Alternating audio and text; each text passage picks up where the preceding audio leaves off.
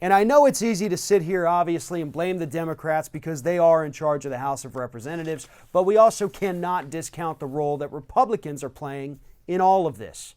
After all, Republicans, at least on the surface, don't want any kind of accountability for Donald Trump whatsoever. Let the man be. Just let him do what he's going to do, right?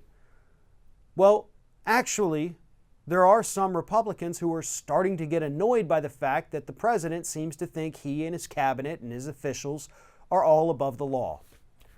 Very rare, very few, but there are some. And I'm not just talking about Republican Representative Justin Amash. There's others. According to a new report by Politico here, you have Representative Ken Buck, you have Representative Tom Cole, you have Representative Mike Simpson, and of course, Representative Amash.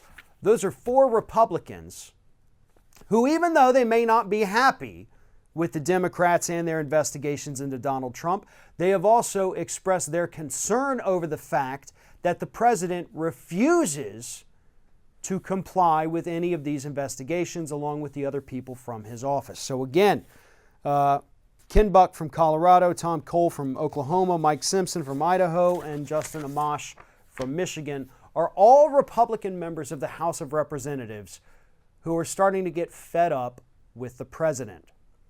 And this is according to a report in Politico. Here's what this means, because believe it or not, there is some good that comes out of this story. It shows us that there are cracks in the facade, that people within the Republican Party who actually hold positions of power, meaning U.S. representative, they're starting to wonder why the president is behaving this way. They're starting to say publicly that this isn't okay, and whether or not he agrees with the investigations, whether or not I agree with the investigations, he has to do this. He is not above the law. Unfortunately, one of their big fears that they have is not just about Trump, it's about setting the precedent for future presidents to ignore any and all investigations or document requests or subpoenas coming from the House of Representatives. See, so now the truth kind of starts to unravel a little bit. It's not just that, oh, we want Trump to comply and behave. It's no. We're looking into the future, and eventually we know we're going to have another Democratic president, and we may want to investigate them, and we want them to cooperate, but if Trump doesn't, and the courts rule he doesn't have to, then by golly, we're never going to be able to hold another Democrat accountable ever again. So the truth comes out a little bit, right?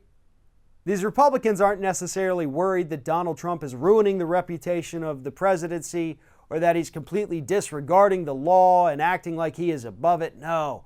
They're worried that their future attempts to go after Democrats are going to fail based on what Donald Trump is doing today.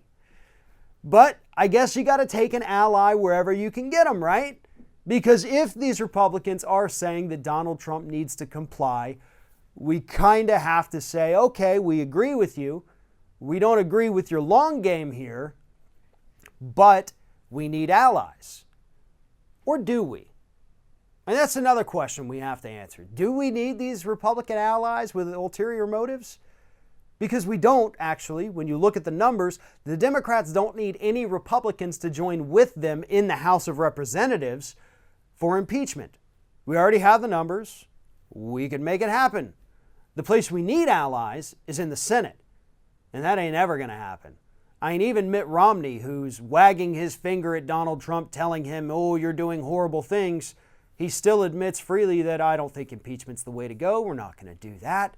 So once again, we have another Jeff Flake in the Senate. This time it just happens to be Mitt Romney. But Mitt, I got to put it to you this way, bud.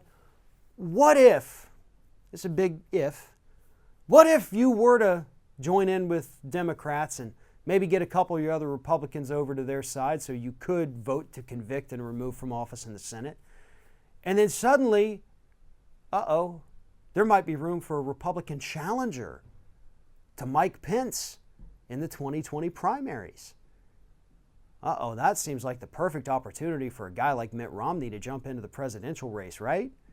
So just think about it, Mitt, right? You wanted to be president. I'm sure you still want to be president. If you didn't, you wouldn't have run for Senate. You still have ambitions, you still have goals, but there is one man standing in your way, and that man happens to be Donald Trump.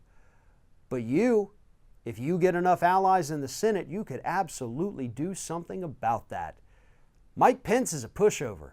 He is not popular or charismatic enough to win a primary. So, Mitt, just a little bit of friendly advice there. For the record, I do not want you to be president of the United States. I think you would be just as bad as Donald Trump. You just wouldn't be as abrasive on the outside. But I'm just saying, I know you're ambitious, so follow your ambition and do the right thing in this one instance, because you could. But as for these other folks in the House of Representatives who are saying, oh, Donald Trump is frustrating because he's not obeying the law, keep in mind that while they may be saying that now, it's not because they're mad at Trump. It's because they're mad they may not be able to hold future Democrats accountable. We need to take another quick break. We'll be right back with more on The David Pakman Show.